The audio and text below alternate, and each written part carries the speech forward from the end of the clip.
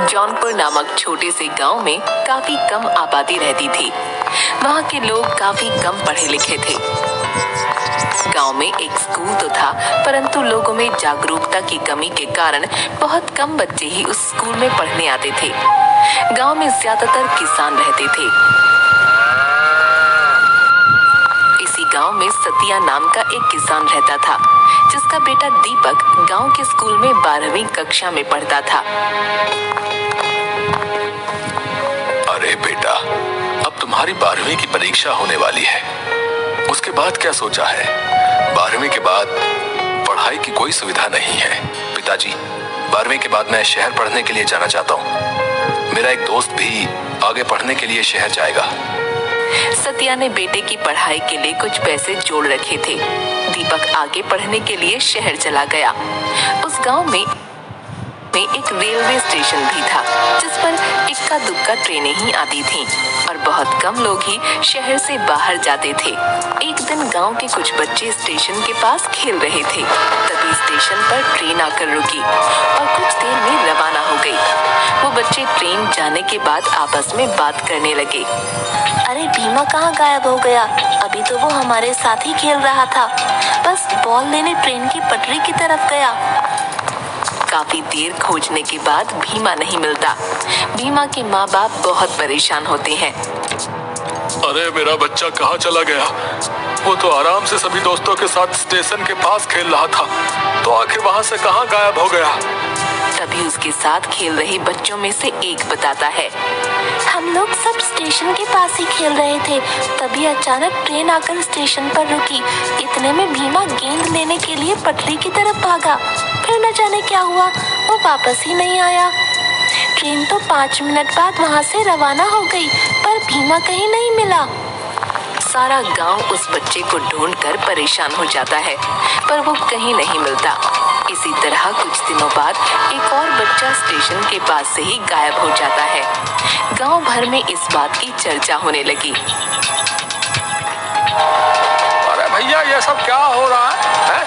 ऐसे बच्चों का गायब होना चिंता का विषय है। आखिर स्टेशन के पास खेलते हुए बच्चों में से ही कोई गायब क्यों होता है भाई? और जब वहाँ ट्रेन आती है, उसी के बाद दोनों बच्चे गायब हुए। यानी कि इन बच्चों के गायब होने में उस रहस्यमयी ट्रेन का ही हाथ है। उसी ट्रेन में ही उन बच्चों को अगवा करके ले जाया गया है। हाँ, ये तो बहुत चिंता की बात है। 2 बच्चों का गायब होना कोई इत्तेफाक नहीं हो सकता भैया। जरूर ट्रेन में ही कोई व्यक्ति बच्चों को लेकर गया है। परंतु हम अब क्या करें? हम सभी को अपने बच्चों को स्टेशन की तरफ जाने से मना करना पड़ेगा। भाइयों, कहीं कोई भूत प्रेत हमारे बच्चों को गायब तो नहीं कर रहा ना? अरे भाई, अब तुम और मत डराओ हमें। हाँ, वैसे ही गांव वाले सब के सब डरे पड़े हैं। गांव के हर घर में इस बात की चर्चा हो रही थी। सतिया के कान में भी ये बात पड़ी। तब उसे भी समझ नहीं आया कि ये सब क्या माजरा है। लोगों ने स्टेशन की तरफ जाना डर के मारे छोड़ दिया। दीपक शहर से छुट्टियों में कुछ दिन के लिए गांव में रहने आया। उसने भी गांव वालों से और अपने पिता से बच्चों के रहस्यमयी तरीके से गायब होने का किस्सा सुना। अरे भाई, मैं ये क्या सुन रहा हूँ? गांव से 2 बच्चे किस तरह स्टेशन के पास से गायब हो गए? हमें इस बात की तह तक जाना चाहिए, वरना तो डर के मारे कोई स्टेशन की तरफ जा ही नहीं पाएगा। हाँ भाई, हमें जरूर कुछ करना चाहिए, लेकिन कुछ लोग इसे भूत प्रेत का साया भी बता रहे हैं। क्या यार, तू भी पढ़ा लिखा होकर किन बातों में विश्वास कर रहा है? माजरा कुछ और है। 2 बच्चों में से एक बच्चा मेरे दोस्त का छोटा भाई था। उन लोगों का दुख मुझसे देखा नहीं गया। कुछ दिनों बाद ही स्टेशन से कुछ दूर खेत में कुछ बच्चे खेल रहे थे। उसमें से भी एक बच्चा उसी तरह गायब हो गया, और वो भी बिल्कुल ट्रेन के स्टेशन आने के समय के आसपास ही। अब तो गांव वालों को चिंता सताने लगी। सभी ने बैठकर ये तय किया, अब तो हमें इस बारे में कुछ ना कुछ करना पड़ेगा भैया, वरना हमारे गांव से बच्चे इसी तरह गायब होते रहेंगे। आखिर ट्रेन आने के समय पर ही बच्चे गायब क्यों होते हैं? हमें इस बात का पता लगाना ही पड़ेगा। दीपक, तुम पढ़े लिखे हो और समझदार भी हो। तुम अपने दोस्त के साथ मिलकर इस काम में हमारी मदद कर सकते हो। दीपक और उसका दोस्त काफी सोच विचार करते हैं और एक प्लान बनाते हैं। इस बात का पता लगाने के लिए हमें उस रहस्यमय ट्रेन पर ही नजर रखनी होगी। जब भी बच्चे गायब हुए हैं वो समय लगभग वही होता है जब ट्रेन स्टेशन पर आती है। हमें छुपकर ट्रेन पर आने जाने वालों पर नजर रखनी होगी। हाँ, ये ठीक कह रहे हो। हम गांव वालों की मदद लेकर ऐसा कुछ प्लान बनाएंगे जिससे कि हम असली गुनहगार को पकड़ सकें।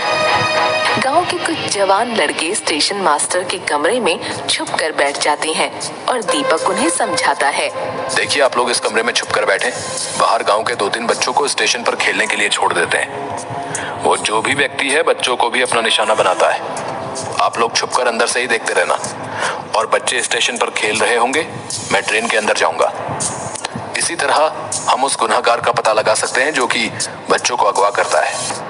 सभी लोग दीपक के कहे अनुसार कमरे में छिप जाते हैं और बच्चे बाहर स्टेशन पर खेलने लगते हैं।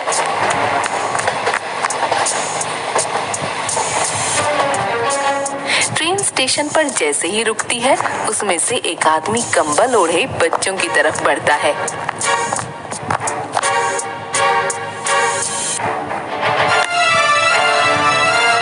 अरे बच्चों, क्या खेल रहे हो?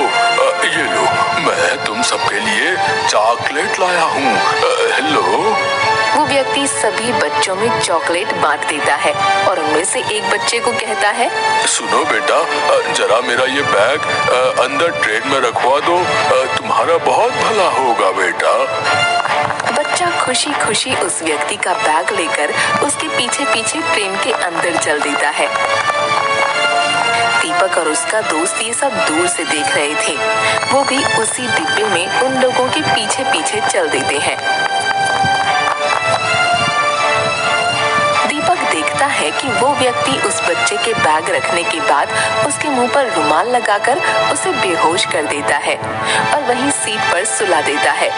ट्रेन में कोई ज्यादा लोग नहीं थे, इसलिए वो व्यक्ति आराम से इस बच्चे को अगवा कर लेता है। ट्रेन चल पड़ती है।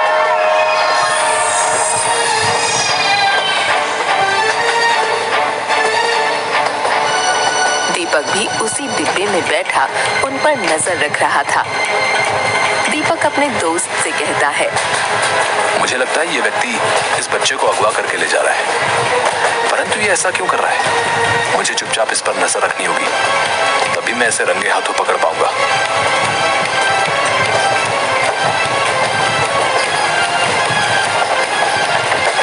लगभग 2 घंटे के बाद एक स्टेशन पर वो व्यक्ति उस बच्चे को लेकर उतरता है और दीपक भी उसी के पीछे उतर जाता है।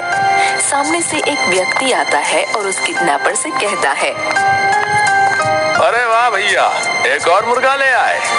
ये तो बहुत अच्छा धंधा है। तुम उस गांव में जब भी जाते हो तुम्हारे हाथ एक ना एक बच्चा लगी जाता है और फिर हम उसे अच्छे खासे दामों में बेचकर मजा करते हैं।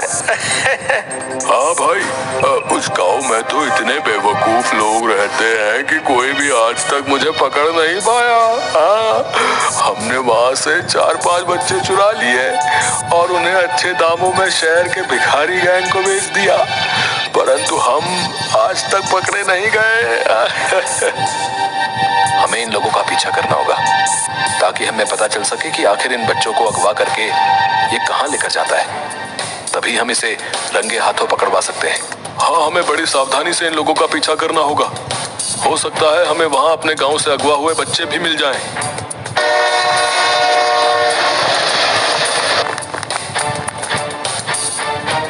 फिर दीपक और उसका दोस्त उन दोनों किडनैपर्स का पीछा करने लगते हैं।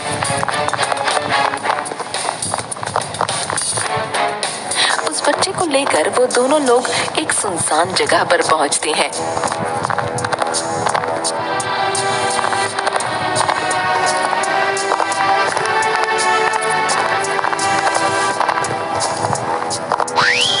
दीपक और उसका दोस्त बहुत सावधानी से उन लोगों का पीछा करते रहते हैं।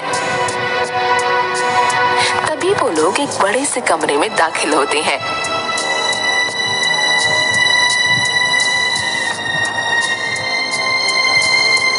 सामने बैठा एक व्यक्ति किडनैपर से पूछता है, आ गए तुम लोग एक नया शिकार लेकर। अब तो हमारे पास बहुत से बच्चे हो गए हैं जिनसे रोजाना भीख मंगवा कर हमारे पास बहुत माल इकट्ठा हो जाता है। सामने का नजारा देखकर दीपक और उसके दोस्त के होश उड़ जाते हैं। वहाँ बहुत सारे बच्चे जमा थे जिनके हाथ पैर टूटे थे। दीपक और उसका दोस्त चुपचाप बाहर आ जाते हैं। ये लोग तो बहुत जालिम और खतरनाक लोग हैं। इन्होंने इतने मासूम बच्चों को किस तरह मार मार कर अधमरा किया हुआ है और अपने फायदे के लिए उनसे भीख मंगवाते हैं। परंतु ये बहुत खतरनाक लोग हैं। हमें इन्हें पकड़ने के लिए पुलिस की मदद लेनी होगी। हाँ दीपक, तुम ठीक कह रहे हो। इन मासूम बच्चों की जान बचाने के लिए हमें इन जालिमों को रंगे हाथों पकड़ना ही होगा और ये काम हम दोनों अकेले नहीं कर सकते। हम लोग कल पुलिस के साथ प्लान बनाकर इन्हें रंगे हाथों पकड़वाएंगे और इन मासूम बच्चों को इस नर्क से आजादी दिलवाएंगे। दीपक अगले ही दिन वहाँ के थाने में जाकर पुलिस इंस्पेक्टर को सारी बात बताता है कि किस तरह वो लोग बच्चों को अगवा कर इस धंधे में लगा देते हैं। हम आप लोगों की बहादुरी और जज्बे की दाद देते हैं। आप लोगों ने इतनी हिम्मत करके और अपनी जान जोखिम में डालकर इन लोगों का भांडा फोड़ दिया। अब आपको चिंता करने की ना कोई जरूरत नहीं है। कल हम लोग आपके साथ चलकर उन्हें रंगे हाथों पकड़ के उन्हें जेल में डाल देंगे। अगले ही दिन पुलिस इंस्पेक्टर और बहुत से पुलिस कर्मचारी दीपक और उसके दोस्त के साथ उसी जगह पर जाते हैं और चारों तरफ से उस जगह को घेर लेते हैं। सबके सब घेर लिए गए हो, अपने हथियार फेंक दो और अपने आप को पुलिस के हवाले कर दो। सभी अपराधी पुलिस द्वारा हिरासत में ले लिए गए। अरे तुम लोग कौन हो हैं? और इन बच्चों को अगवा क्यों करते हो? जल्दी सब बताओ। पुलिस की मार खाने के बाद वो दोनों किडनैपर सारा सच उगल देते हैं। हम लोग गांव से बच्चों को चुराकर शहर में भिखारी गैंग को बेच देते थे। हमें इन बच्चों को बेचने पर अच्छी खासी रकम मिलती थी। वे लोग इन बच्चों के हाथ पैर तोड़कर इनसे भीख मंगवाते थे। ये लोग काफी समय से अपना धंधा चला रहे हैं दीपक। तुमने इन लोगों को पकड़वा कर बहुत अच्छा किया। इन लोगों ने और भी कई गाँव के इस तरह के बच्चों को ट्रेन में अगवा किया है। जिस गाँव की आबादी कम होती थी वहीं के बच्चों को ये लोग निशाना बनाते थे और हम लोग काफी समय से इनकी तलाश में थे, परंतु इनका कोई सुराग हमें नहीं मिल पा रहा था। तुम लोगों का बहुत बहुत धन्यवाद जो तुमने इतनी हिम्मत करके इन लोगों को रंगे हाथ पकड़वाया भी। ये तो हमारा फर्ज था इंस्पेक्टर साहब। ऐसे लोगों को तो सलाखों के पीछे ही होना चाहिए। इन्होंने न जाने कितने घरों के बच्चों को उनके माँ बाप से जुदा करके अपने फायदे के लिए बेच दिया। पुलिस उन गुनहगारों को जेल में डाल देती है और सभी अगवा हुए बच्चों को आजादी दिलवा देती है।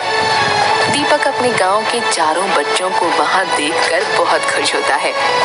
देखो भीमा और बाकी बच्चे हमें मिल गए हैं। अब हम इन्हें गांव वापस ले जाकर आपसे इन्हें मिलवाएंगे तो वो लोग कितने खुश होंगे। दीपक और उसका दोस्त उन बच्चों को वहां से छुड़वाकर गांव वापस ले आते हैं। गांव वाले अपने बच्चों को जिंदा वापस देखकर बहुत खुश होते हैं और दीपक और उसके दोस्त का शुक्रिया अदा करते हैं। इस तरह दीपक और उसके दोस्त ने समझदारी और हिम्मत से काम लेते हुए इन लोगों को सलाखों के पीछे पहुंचा दिया। अब गांव वाले बहुत खुश और निश्चिंत थे।